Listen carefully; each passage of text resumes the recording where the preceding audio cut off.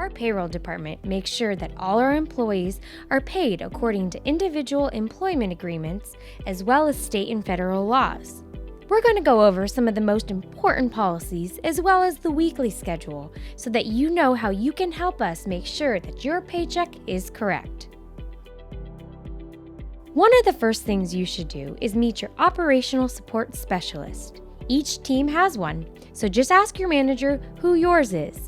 This is your go-to person for any and all questions you may have about pay, hours, time off, benefits, and the like.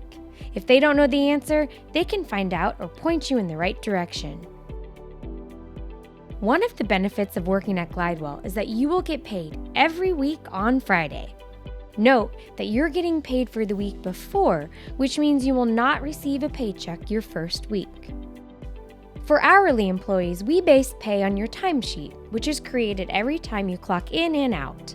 Generally speaking, this happens 4 times a day: when you arrive, in and out for lunch, and when you leave. Long shifts may generate 6 punches. There are clocks all around campus.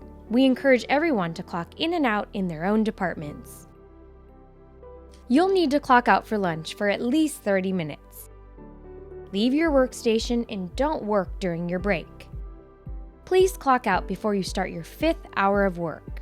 That means, for example, that if you clock in at 8 a.m., you should clock out no later than 1 p.m. When employees take lunch later than the beginning of the 5th hour, we incur penalties due to California labor laws, and we want to avoid that. If you work more than 10 hours in a shift, you'll need to take a second lunch. You will be compensated with a 1-hour meal break if your manager causes you to be late to clock out or asks you to not take lunch at all, but you do need to let your OSS know about this when it happens.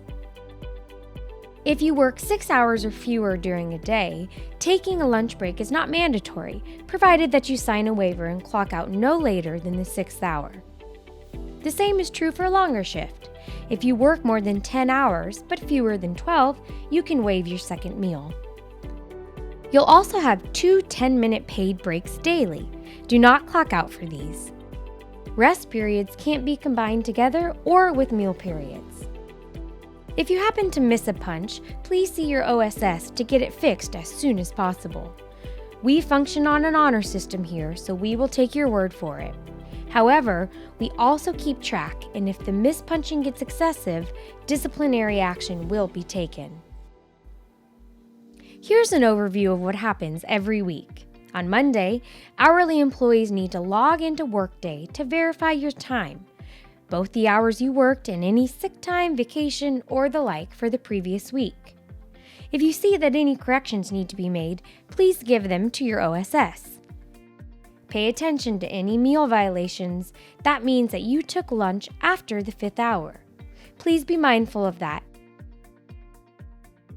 Also on Monday, the OSSs will pass out hard copies of the preliminary production sheet to piecework employees. These production sheets show all the units produced within the previous pay period and the total dollar amount, as well as the effective hourly rate that has been earned. The hourly rate is calculated by dividing the total production amount by the hours worked, both regular and overtime.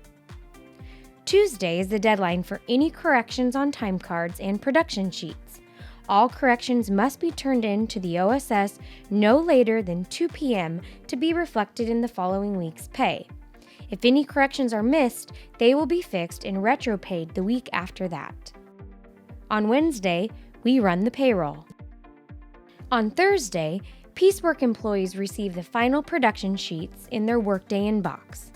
The production sheet has all of the information that a pay stub will, including all hours paid and all tasks worked on. Anytime a piecework employee is being paid but is not actively working on units, they are paid at a 13-week average hourly rate. This might occur if, for example, you are in training, in a meeting, out sick, on jury duty, or on vacation. Also on Thursdays, the night shift employees who have opted for live checks receive their paper checks. Fridays, payday for all day shift employees. You can choose to be paid one of 3 ways. Direct deposit is the most popular method of payment. Money goes directly into your checking or savings account, and you never have to worry about making a trip to the bank or losing paychecks. You can also opt for live or paper checks.